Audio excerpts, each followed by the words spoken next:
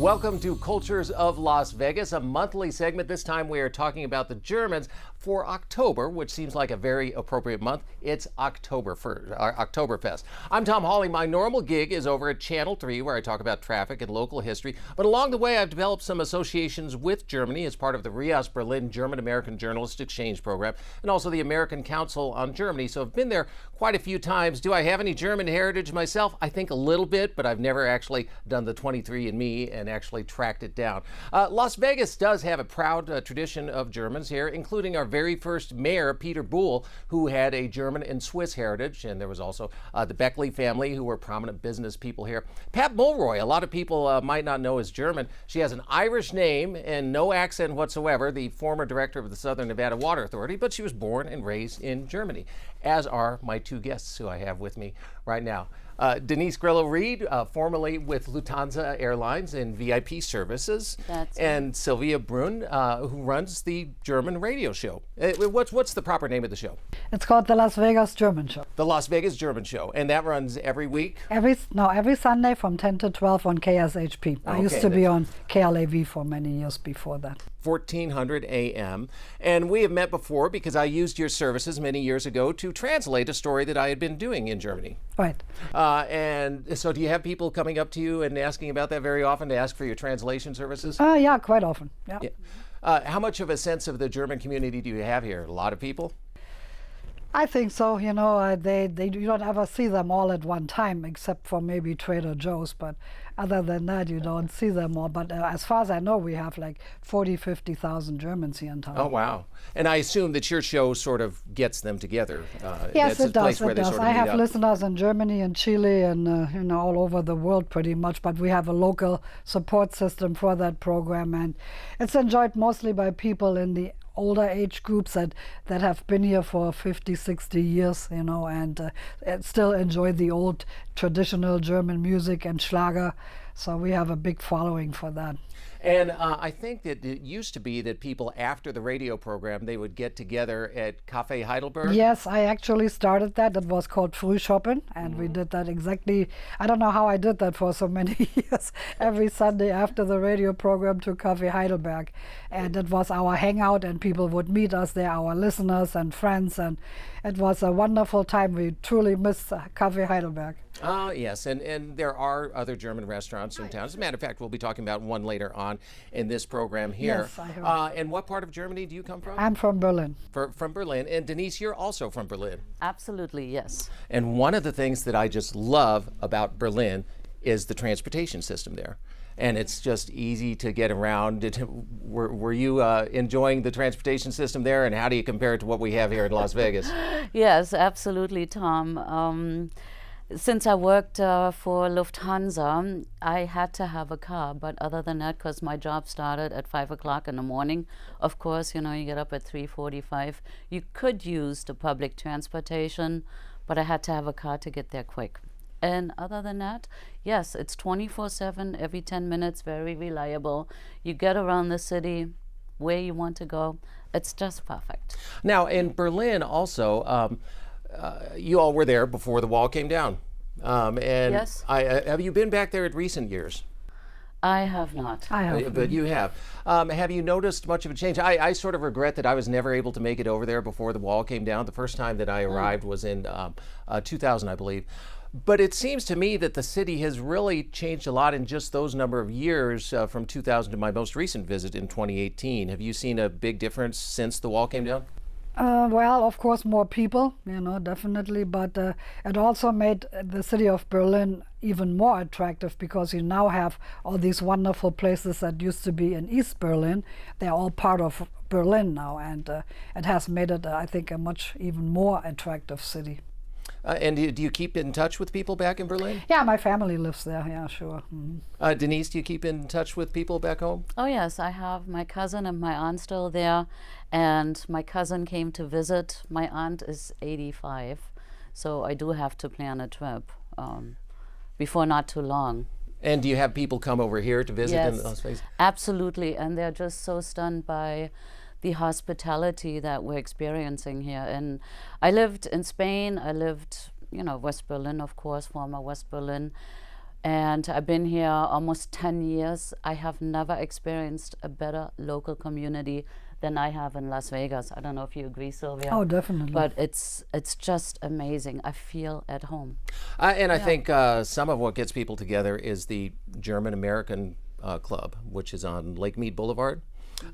So is it completely closed right now during the pandemic? Yes, due to the fact that we don't serve food 7 days a week, we are in the bar category. So whenever the bars open up, that's when we get to open up. Even though we are a private club and have total control of who walks in and out, it is still that we have to wait till bars can open. And Denise, you spent time there as well. I have, yeah. I went there a few times because Marsha Voss, she has a jazz band there every Tuesday, which is wonderful entertainment. And you're in touch with some of the other entertainment in Las Vegas. I mean, certainly probably a couple of the most iconic performers are Siegfried and Roy, and unfortunately Roy passed away early this year. But Siegfried Fischbacher is still a revered performer in this community. And Hans Klock, yeah. So he would like to have been here, but he is actually he can't perform either. So he's getting ready to return to Germany to tour there. We've had different locales here though for people to enjoy themselves in German settings. We had the Alpine Village, which I believe was gone before you started. You went to the Alpine Village. Yes, I worked there. I worked in the medical field, and then at night I worked there because they wanted me to help out since I was from Germany. I knew the owners, and yep, it was a beautiful place. It was right across from the Hilton, beautiful. And it had a very German feel, and I remember there was they had a song, the Schnitzelbank. Yeah, everyone would sing the Schnitzelbank. And the Ratskeller. Is this a song you're familiar with too? Ratskeller, yeah. Yeah. I mean, I don't know if all German children sing this song. Is das nicht ein Rundenrad? It's more Swiss kind of, I think. Yeah, so it had sort of a Swiss German feel to it. And most German restaurants have a Ratskeller. In fact, I believe didn't the Café Heidelberg, even though it was one story, they had an area they referred to as the Ratskeller. For people unfamiliar, what is a Ratskeller?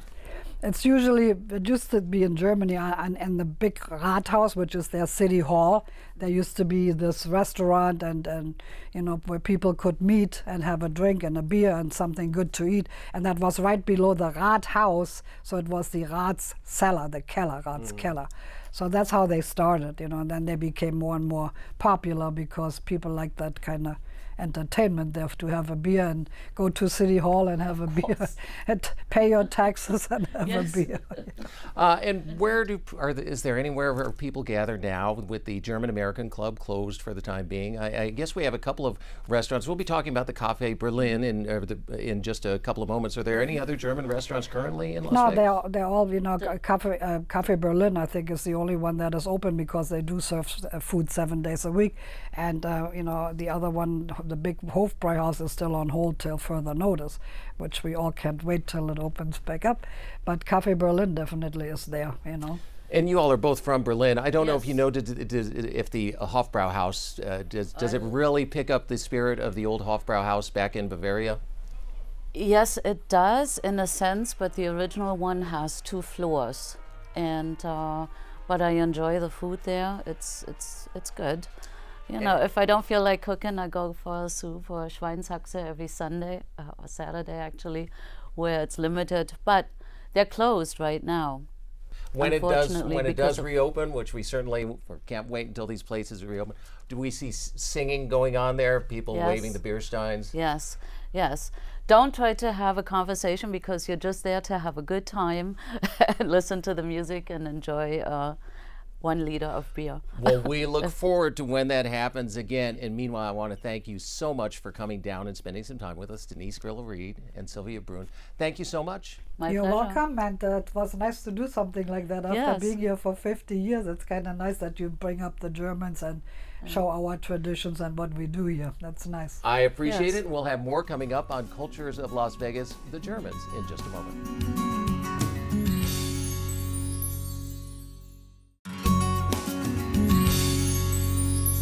Welcome back to Cultures of Las Vegas, the Germans, and I'm Tom Hawley. I'm not German, but maybe with a little bit of German heritage, and also over the past 20 years I've been to Germany about 10 different times and toured some of the country and have a little bit of a sense of the Germans in Las Vegas, although one who I'm meeting for the first time now via Zoom is Uli Geissendorfer. Thank you very much for joining us. It is my pleasure to join you. And normally you would be here in Las Vegas, but now you are in Germany, and you're actually able to perform while you're in Germany? Yes, I perform a little bit. I just played in Munich this week, last week in Berlin, but I'm primarily here because my mother fell ill over the summer, so I'm able to take care of her somewhat, and she's actually much better, so much better that in a couple of weeks I'll be back in Las Vegas. I'm glad you're able to spend some time with her over there. But what brought you to Las Vegas in the first place? What was the road to Las Vegas from Bavaria? It's been a long road. I went to, in 1987, I studied jazz and composition at the University of North Texas. Afterwards, I went to Connecticut, was there for 2 years in Hartford. Then I moved to New York, where I lived for 15 years. And in 2009, I moved to Las Vegas as the musical director for the show Viva Elvis by Cirque du Soleil.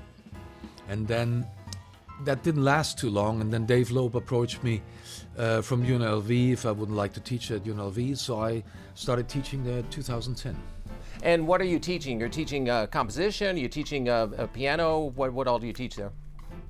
I've been teaching a bunch of variety of courses. These days I teach the Latin ensemble because I have a very strong background in Latin music. I studied in Cuba many years ago, and so I have the Latin ensemble, and I teach all the small groups, have them under my guise, so to say, where we put together different ensembles.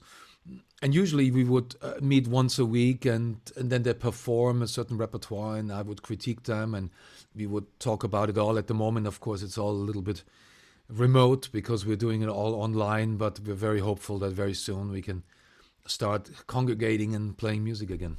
And you were also associated, I believe, with the Nevada School of the Arts. Do you do the same sort of thing there? Yes, absolutely. There I teach piano and lead one of the ensembles. Actually, we're starting a new thing. We're going to do an online jazz history course that I just put together. And we just had a very nice production, actually. I was in Vegas for 10 days doing the Bird's centennial birthday production, where we did Bird with Strings. We had a whole string section and a small orchestra, and a guest artist, Vincent Herring, came in from New York, being sort of impersonating Charlie Parker. It was a very beautiful production. And you mentioned that you had gone to North Texas. I think I remember it used to be called North Texas State before that, wasn't it? Exactly. I was there when it was NTSU.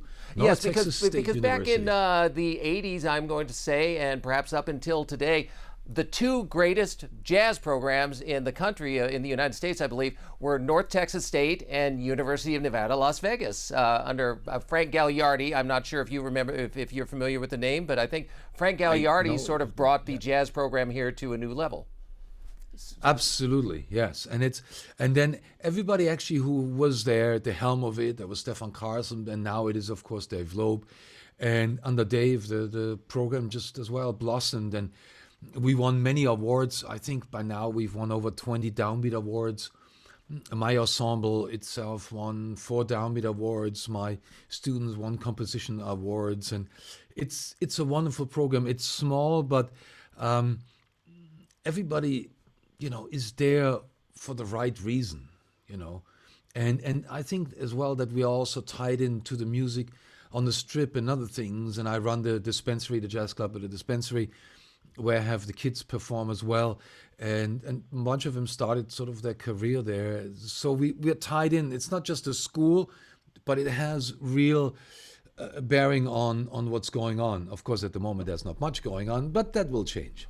Now, when I was a student at UNLV, back then the music scene was different, the jazz scene was different, and Las Vegas was a very fertile place for musicians to get started because of the jazz scene on the Strip with the big bands, which it would involve maybe 4 or 5 saxes, 3 or 4 trumpets, trombones. Of course, the music scene is different. Is that traditional jazz music with the larger bands, is that still taught at UNLV, or do you concentrate more on the smaller combos? We do both. Actually, we're trying to be very inclusive. So it's a strong focus on the big bands. We have 3 big bands. one who just won actually a trip to the Monterey Jazz Festival, except it was canceled. So, but it's just furloughed, so we do it next year. And then we have all the small groups. We have an electronic side too. We have a whole recording department where you can study recording. There's also set up for synthesizers and modern music production. So we're trying to go a little bit more, in just to what's going on right now. But the basic is, the music that we're studying starts about 100 years ago, with ragtime and old-time jazz and Dixieland, and then goes up and bebop. And the language of bebop is still very much at the heart of most jazz musicians' improvisations. And so we teach that and the approach to that and the harmony that comes from there as well. And I think Germany has certainly a glorious tradition of classical music, and people think of that as producing some of the greatest names in classical music. I wonder if you feel like a German background brings anything different to playing here in the United States, playing in Las Vegas, or is jazz wherever you are? Well, yes, it does bring something different. But mind you, we already had jazz orchestras, big bands in the 20s in Berlin, and they sound actually very good. You can listen to the old recordings. So jazz has a very long tradition in Germany. In the 60s, there was a very fertile jazz scene with a lot of expats from the US in Munich. And so I grew up a little bit with that. But of course, you come from Europe, it's the jazz diaspora, if you want to, that has a different sense of it. When I grew up with classical music. I grew up with actually being a drummer in a rhythm and blues band, in a southern rock band, and playing harmonica and drums at times. So there's a different sensibility, but that was one of the reasons why I went to the US in the first place. I wanted to study where the music came from, to figure out things from the root, And that's the same thing what I did with Latin music. I went to Cuba to really see what Latin music is about. And I tell you, both things, studying at North Texas, being in Cuba, changed my world, changed my perception, changed my understanding of the world and of the world of music. And so nowadays, I try to be inclusive. So for me, music is music. You have to play it with a certain sentiment of exploration. And jazz, more so than just a specific language, is a mindset. Jazz is, as one of my students put it very poignantly once, jazz is freedom. Well, and I have seen some of your performances online, and you're definitely very creative, and I think we're lucky to have you in Las Vegas here, although right now in Germany, but coming back to Las Vegas, and we look forward to your return and to seeing you in live performance when that's able to happen again here. Meanwhile, I want to thank you very much for joining us here on Cultures of Las Vegas. Thanks very much, Uli. It's been my pleasure. Thank you so much for having me, and have a great rest of your day. All right, and we'll have more coming up in just a moment.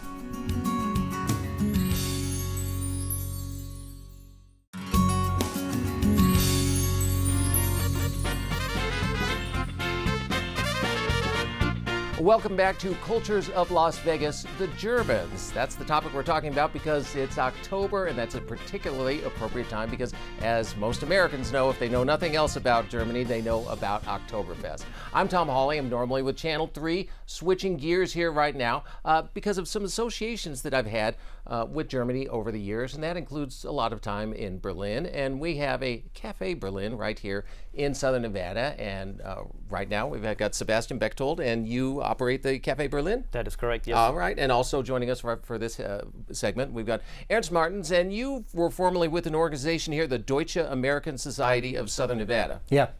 What was that? How does that differ from the German American Club, which exists currently? They split up in the 80s. I only know from the history, from the books. They split up from the other club and got their own club together. And it was growing for years, and then starts to slow down. There was too many old people, and they passed away, unfortunately. And we went from over 30 members down to last year 10. And then age-wise, from the youngest one in the 70s, the oldest one 95. So we decided after the Christmas party last year to close the club down. And now there is currently no club coming together, except I guess the just heard about one called the German-Austrian Club, which gets together sometimes. I would think that one place that people go to get together would be a German restaurant. And as far as I know, the Café Berlin is the only German restaurant in town for the time being, at least the only one that's open. There's, of course, also the Hofbrauhaus. Yes, yeah. So for right now, we are the only open operating German restaurant. And in your restaurant, do you get a lot of Germans, or do you find most of the people who come here are Americans? I think the most are Americans. I would assume maybe less than 5% are Germans. I believe they're still cooking at home as usual. So yeah, they come in once in a while, you know, but also have a Stammtisch. But I would say 95% are American. And how long has the Café Berlin been open? 2012. Okay, so it's relatively new compared to some other places. Have you noticed a change in the customer base at all there? Are there regulars who've been coming the entire 8 years? We have a lot of customers that have been around from the beginning till now, and I also have new and regular customers coming in like every year in addition, so that's very good, yeah. And this has got to be a big time of the year for you. What do you do for Oktoberfest? We will have some music, we do have a special menu going on, and Weißwurst, Oktoberfest beer, of course, imported from Germany, so we will have definitely some fun going on there. And Oktoberfest, I think a lot of people associate that with Bavaria, but it's celebrated all over Germany. That is correct, yes. Yeah, but the biggest one and the original one is in Munich, of course. And the different areas of Germany are, in some senses, like the different areas of the United States. I mean, people have a southern accent. Oh, yes. And they have a Bavarian accent, I guess. Different language. What are some of the regional differences? I mean, I get a very different sense out of the Rhine-Ruhr area than, for example, the southern part of the state. Have not been to Heidelberg or Hanover. Hope to make it there sometime. No, you can travel only 5 miles and you almost speak a different language. Not language, but dialect, so you have to be careful what you're saying. Most people won't understand it maybe, so yeah. Hochdeutsch. Hochdeutsch, High German. So yes. do you make an effort, like if someone is in Bavaria and they know they're speaking to someone from northern Germany, do they sort of change the way they speak just a little bit? And they try too, so we kind of make it work. Not to get into politics, we don't want to go down that road. But there's a very different political system in Germany. When I remember, I was there in 2000 when our election was in disarray over here. How do Germans see the American political system here? Does it leave them sort of scratching their heads sometimes? Scratching their heads is mild, I would say, because my daughter, my granddaughter, and my great-grandkids, they're all in Hanover still, and I visit them nearly every year. And now we've been on the phone, video, and they cannot understand what's going on here. And like we get news from Europe, we only get parts of it. We don't get the whole stories most times. So that we really have to fill them in what really is going on here, because they just, like I said, they just get a fraction of it. They don't get the whole story. So when they ask what's going on there, oh, just a moment. Let me explain. And how long have you been in the United States? Since November '95. Okay, so you've been here quite a while, and I'm guessing you're a little bit relatively newer, or how long have you been in the United States? Yeah, I migrated in 2013.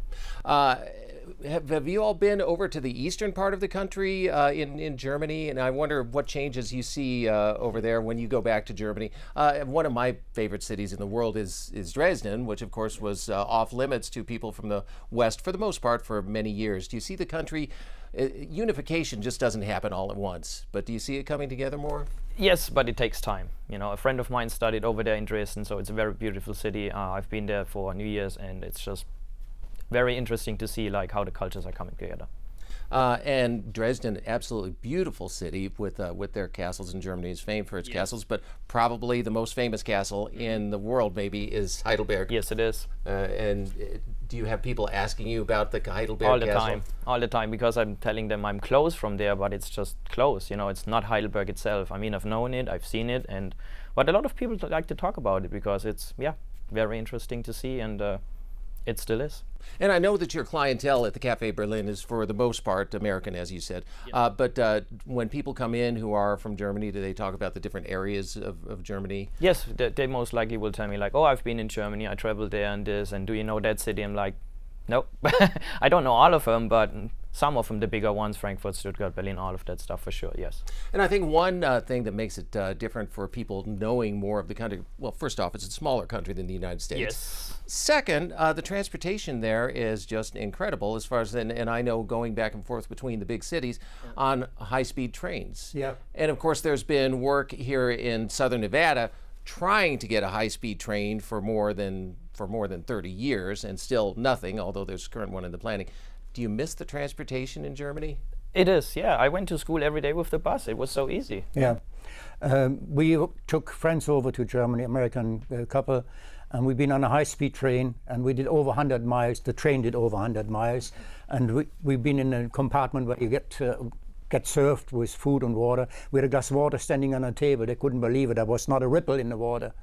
And I said, look, up there is the sign how much we're doing. We did over 180 kilometers. I said, well, that's more than 100 miles. So, and it's just excellent. And my hometown, Hanover, the transportation most time is now underground, and they're going every 7 minutes in all directions. And Hanover is also one of the technical capitals of Europe, isn't it? Yeah, it's actually the town where George I came from. He's born and buried there, and I visit the area quite a bit. I said the King's Garden still is there, but the technical area there, I worked for a big company there, and there's so many different companies over there, but after the wall came down, unfortunately, quite a few went away.